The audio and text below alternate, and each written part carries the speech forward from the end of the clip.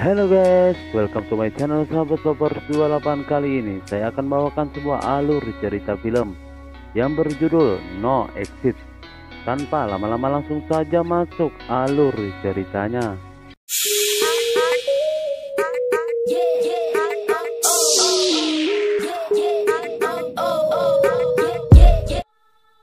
Di awal scene diperlihatkan sebuah rehabilitasi dengan orang-orang kecanduan narkoba.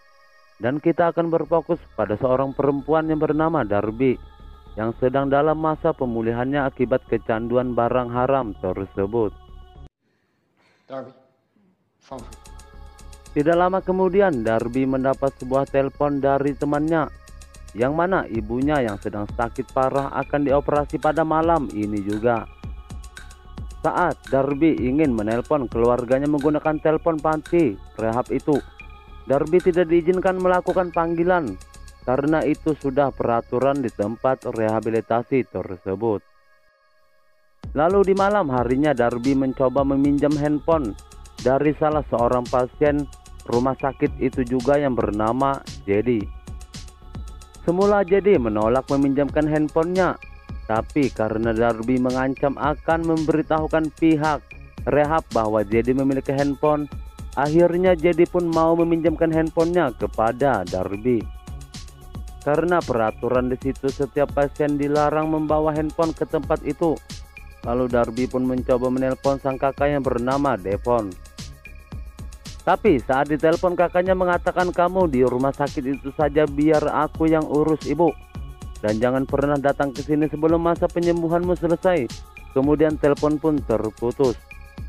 Di tengah malamnya, bermodalkan skill malingnya waktu di kampung, Darby pun berhasil membawa salah satu mobil milik perawat panti asuhan rehabilitasi tersebut.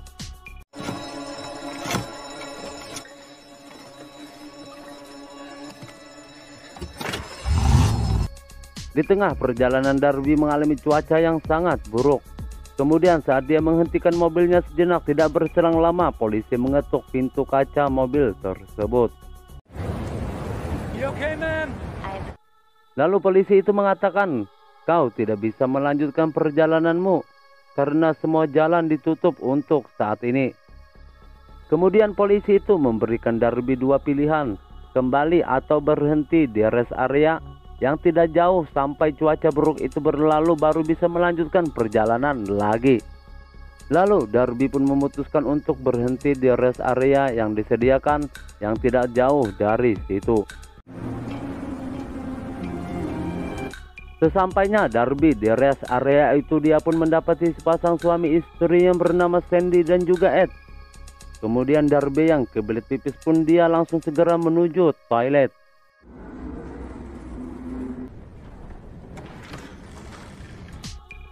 Selesai dari toilet, Darby mencoba mencari sinyal untuk melakukan panggilan. Tapi sinyal memang tidak ada di tempat itu.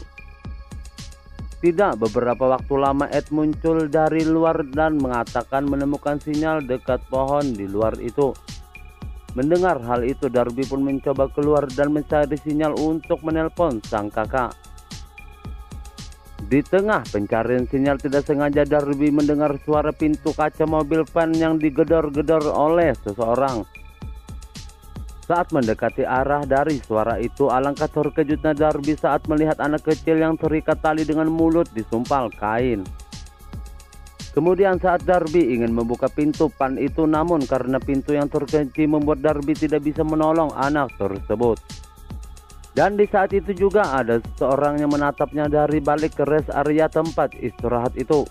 Melihat hal itu, Darby pun sembunyi di dalam mobilnya sambil melakukan panggilan darurat. Namun karena sinyal yang tak ada membuat Darby bingung harus berbuat apa. Di tengah kebingungannya, Darby memutuskan untuk kembali ke dalam rest area tempat istirahat itu saja. Sesampainya di dalam, ternyata tidak cuma pasangan suami istri itu saja yang ada di dalam itu. Dan masih ada dua orang pria lain yang bernama Lars dan juga Ace. Tentu situasi seperti ini membuat Darby bingung siapa di antara mereka yang menyekap anak kecil yang dilihatnya di van tadi. Lalu daripada menunggu badai yang belum pasti kapan akan berhenti, sama dengan halnya menunggu mantan yang belum pasti kembali, mereka berlima pun memutuskan untuk bermain kartu. di mana mereka berlima memainkan permainan kartu yang bernama Omong Kosong. Aturan dari permainan itu, semua pemain harus diminta jujur dalam berkata. Dan jika ada pemain yang merasa berkata bohong, pemain lain pun boleh protes dengan kata omong kosong. Lalu Lars yang pertama kali ditanya di mana tempat tinggalnya. Kemudian Lars pun menjawab tempat tinggalnya di Battle Mountain. Disusul oleh Darby yang berkata jujur bahwa almarhum ayahnya adalah mantan marinir. Dan ternyata Ed juga adalah mantan anggota marinir, di mana Ed dan istrinya akan melakukan liburan ke Las Vegas. Lalu selanjutnya S ditanya kemana akan pulang. Lalu dia pun mengatakan akan pulang ke Johnston yang dekat dengan Denver. Dirasa semuanya sudah cukup, Darby pun kembali ke WC dengan alasan akan pipis, yang mana dia sudah bisa memastikan bahwa Larslah pelaku penculikan itu. Namun lagi-lagi sinyal membuat Darby tidak bisa terhubung kepada 911. Kemudian Darby pun mencoba mengirim nomor plat ban putih itu kepada 911. Dan lagi-lagi pesan itu pun gagal karena sinyal memang tidak ada di dalam tempat itu.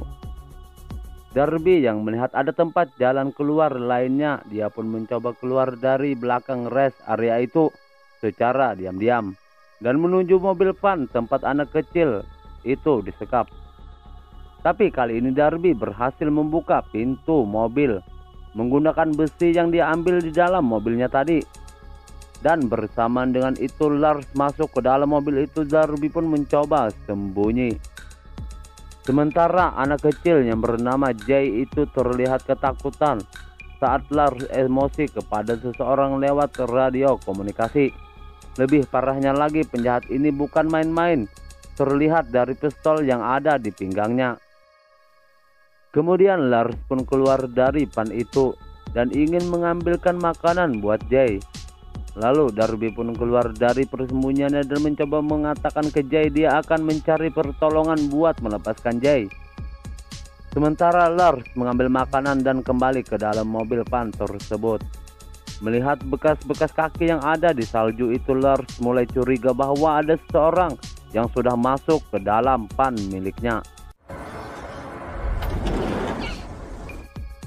Darby yang ingin memberitahu S tentang apa yang dilihatnya, tapi saat itu juga Lars datang, yang membuat Darby mencumbu S untuk menghilangkan jejaknya. Setelah Lars pergi, Darby pun mencoba memberitahu hal itu kepada S. Lalu S mengatakan, apakah kamu sudah menghubungi polisi? Darby pun menjawab belum karena tidak ada sinyal di tempat ini. Lalu mereka berdua pun mencari senjata setidaknya bisa untuk melindungi mereka, yang mana S menemukan pistol paku dan Darby mengetahui kalau Lars juga punya senjata api. Kemudian Darby pun keluar dari tempat itu, sementara Lars yang melihat hal itu sudah mulai curiga dengan Darby. Dan tentu saja Lars mengikuti Darby keluar. Sementara Darby sudah sampai dan membukakan pintu penutup mulut anak kecil tersebut. Kemudian dia mencoba menenangkannya. Sungguh sial, ternyata S juga adalah komplotan dari penculik itu. Melihat S juga adalah komplotan penculik tersebut, Darby pun buka-bukaan di tengah gelapnya malam. Sementara Ed yang ingin melihat situasi di luar tapi dilarang oleh istrinya, dan tidak berselang lama S masuk kembali ke dalam tempat istirahat itu dan menemukan Darby di dekat WC belakang dari rest area itu. Sementara Lars pun juga ikut memasuki kembali tempat itu dan seolah tidak terjadi apa-apa. Lalu Ed pun mengatakan kepada istrinya bahwa dia tidak menyukai sikap aneh oleh Lars. Kembali ke S dan Darby, ternyata S meminta Darby untuk menyerahkan ponselnya. Lalu Darby pun memberikan ponsel itu kepada S, dan S pun langsung menghapus pesan yang belum terkirim karena gagal faktor sinyal. Sementara Ed menanyakan kepada Lars di mana Darby, karena Ed yang mulai curiga sekaligus tidak suka dengan sikap aneh Lars. Lalu Lars pun mengatakan bahwa Darby ada di luar. Kemudian Ed pun memutuskan untuk keluar dan mencari Darby. Kembali ke S, di mana Darby diminta cerita bahwa Darby di situ menceritakan ayahnya mati bunuh diri, menembakkan pistolnya ke kepalanya sendiri. Dan semenjak itulah Darby kecanduan narkoboy karena tidak bisa menerima kenyataan bahwa ayahnya mati dengan bunuh diri. Kembali ke Ed yang sudah berada di luar, dia pun mencoba mengitari tempat itu sementara bocah tawanan tadi mencoba memotong pengikat tangannya menggunakan pisau. Masih di tempat yang sama, S terlihat emosi kepada Darby. Ternyata S menculik anak itu, dia menginginkan tebusan uang kepada orang tua si bocil itu. Tidak berselang lama Sandy datang dan di saat itu juga S seolah sedang bermesraan dengan Darby. Dan S membisikkan ke telinga Darby, "Kamu kacaukan semuanya, maka aku akan habisi mereka semua." Dan kini terkumpullah mereka berlima di tempat semula tapi dengan kondisi yang berbeda. Di mana pada saat ini Darby sedang dalam ancaman S dan dilarang S untuk membocorkan rahasia itu kepada Ed dan juga Sandy. Kemudian tidak sengaja Darby melihat bocil yang diculik itu berhasil keluar dari mobil van. Tapi sialnya Lars juga mengetahui hal itu. Kemudian Lars pun keluar dari tempat itu dengan sikap yang aneh. Sementara Darby mencoba kembali ke WC dengan alasan buang air kecil. S pun mengikutinya. Lalu tiba-tiba tapi karena Darby seorang perempuan, dia pun harus kalah dengan S. Dan di saat itu juga Lars muncul dan mengatakan bahwa anak kecil itu menghilang.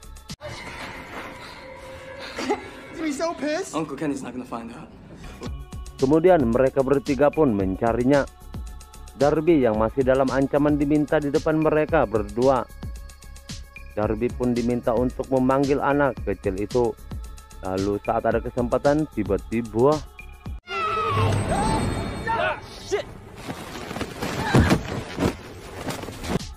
S pun berusaha menembak Darby di tengah kegelapan malam, sementara Darby terpental jauh. Di saat yang sama Ed mendengar suara tembakan yang dilepaskan oleh S. Untung saja Darby berhasil selamat dan cuma mengalami benturan ringan, sementara Ed mencoba keluar dan melihat situasi sekitarnya. Dan tidak lama kemudian Ed menemukan Jay, dia pun menggendong bocil itu. Sesampainya di dalam, Ed dan Sandy mencoba menyadarkan Jay dengan membuat tubuh Jay hangat. Di saat itu juga Darby muncul dan memberitahu mereka berdua bahwa Lars dan S lah yang menculik bocil itu. Sementara di luar rumah itu terdengar teriakan untuk menyerahkan anak kecil itu kepada mereka. Dan mereka berdua berjanji tidak akan ada yang terluka. Lalu saat mereka berdua akan memasuki pintu rumah itu, Ed teriak dan mengatakan jika mereka berani masuk maka Ed akan menembak mereka. Padahal sebenarnya Ed sama sekali tidak memiliki senjata untuk saat ini dan cuma berbohong saja. Kemudian S merencanakan sesuatu dan mengatakan bahwa bocil itu perlu obat dan jika tidak dikasih obat dia akan mati. S kembali mengatakan obatnya ada pada dia. Kemudian Sandy yang merupakan mantan perawat itu mengatakan ucapan S benar dan tidak berbohong. Lalu Ed yang mempunyai ide bahwa obat yang ada di tangan S ditukar dengan kunci mobil mereka yang ada pada Darby. Tapi ternyata mereka berdua malah mengambil jerigen bensin yang entah mereka temukan di mana dan mengancam akan membakar rumah itu. Saat mereka berdua akan membakar rumah itu, tiba-tiba Jay terbangun dari pingsannya. Dan ternyata istri Ed atau Sandy ini adalah pembantu di rumah Jay, yang mana dia juga terlibat atas penculikan Jay. Dan di saat itu juga Sandy berteriak memberitahu S dan Lars bahwa suaminya tidak memiliki senjata. Kemudian Sandy pun membukakan pintu untuk mereka berdua, lalu menyuntikkan suntikan itu ke tubuh bocil tersebut. Yang mana suntikan itu adalah obat agar bocil itu mampu bertahan hidup.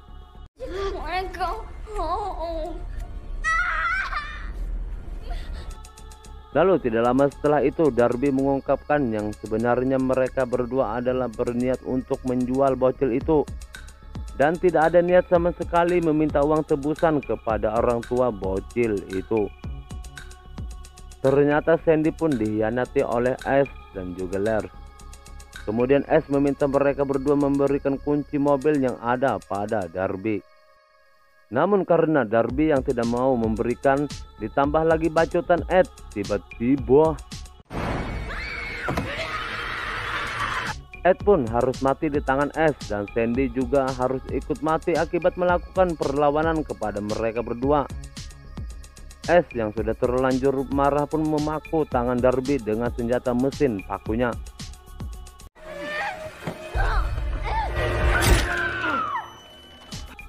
Kemudian S mencoba membantu Lars yang matanya terkena semprotan merica. Di tempat yang sama Darby mencoba melepaskan tangannya dari paku itu. Namun karena paku yang menempel kuat membuat Darby kesulitan. Kemudian dia pun meminta Jay untuk mengambilkan sebuah palu. Tapi tidak berselang lama Lars dan juga S datang dan menanyakan di mana kunci mobilnya. Tapi Darby tetap saja mengatakan tidak mengetahui di mana kunci mobil mereka. Dan saat itu juga handphone Darby yang dipegang oleh S berbunyi pesan masuk yang isinya bahwa ibu Darby meninggal. Dan ternyata SMS Darby ke polisi terkirim dan itu artinya tidak lama lagi polisi akan tiba di lokasi tersebut. Kemudian S mengancam akan mematahkan tangan Jay kalau Darby tidak memberitahukan di mana kunci mobilnya. Lalu Darby mengatakan bahwa kunci mobilnya terjatuh di salju dekat WC. S pun meminta Lars untuk jaga mereka berdua sementara dia mencari kunci mobil itu supaya bisa meninggalkan lokasi itu sebelum polisi tiba. Namun saat Lars menjaga mereka berdua, Lars malah tidak tega menembak dia yang ingin mematikan lampu di ruangan itu. Karena pada dasarnya Lars bukanlah orang jahat dan hanya saja dimanfaatkan oleh S.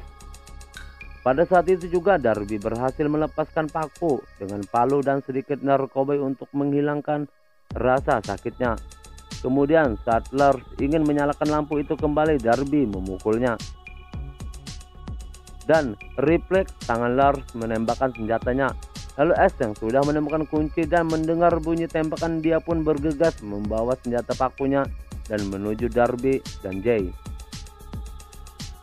Ternyata Lars sudah ditodongkan senjata oleh Darby. Kemudian Darby meminta S membuang senjata pakunya. Lalu tiba-tiba si bocil FF yang memukul tangan S membuat S refleks menembakkan senjata pakunya dan mengenai dahi Lars. Lalu tanpa sengaja saat S membawa Lars untuk pulang, tiba-tiba sungguh sial, kini paku itu pun menancap lebih dalam dan membuat Lars mati. Sementara Darby dan juga Jay mencoba kabur menggunakan mobilnya. Malang sekali saat Darby mencoba kabur, S yang membawa senjata paku berhasil mengenai ban mobilnya sehingga membuat mobil Darby oleng dan menabrak tiang jalan. Dan S makin tak terkendali saat tempat istirahat itu dibakarnya, sementara Darby masih kesakitan akibat benturan tabrakan tadi. Pada saat itu juga polisi tiba di lokasi. Kemudian pada saat S berpura-pura jadi korban kepada polisi yang tiba di lokasi itu. Dan pada saat itu juga Darby menembak S secara diam-diam. Sungguh polisi geblek. Malah Darby yang ditembaknya. Melihat ada kesempatan, S mengambil senjata Darby yang terlepas dari tangannya, lalu menembak polisi itu. Setelah membuat polisi itu terjatuh, S pun mendekati Darby yang sudah tak berdaya. Tapi tidak lama kemudian polisi itu meminta tolong. Lalu S menghampirinya dan menembakkan senjata pakunya ke arah polisi tersebut hingga membuatnya mati.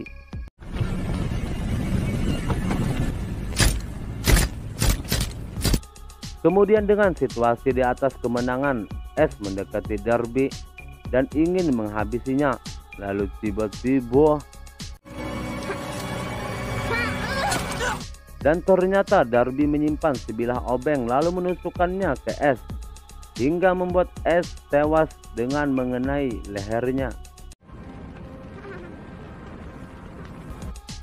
Setelah menghabisi S, kemudian Darby meminta bantuan lewat radio polisi itu untuk menjemputnya yang sudah tak berdaya lagi. Beberapa minggu kemudian Darby yang sudah pulih kembali ke panti rehabnya. Dan di akhir film dia pun bertemu dengan sang kakak. Dan film ini pun berakhir. Jika kalian suka channel ini silahkan padamkan si merah. Sampai jumpa di alur cerita selanjutnya.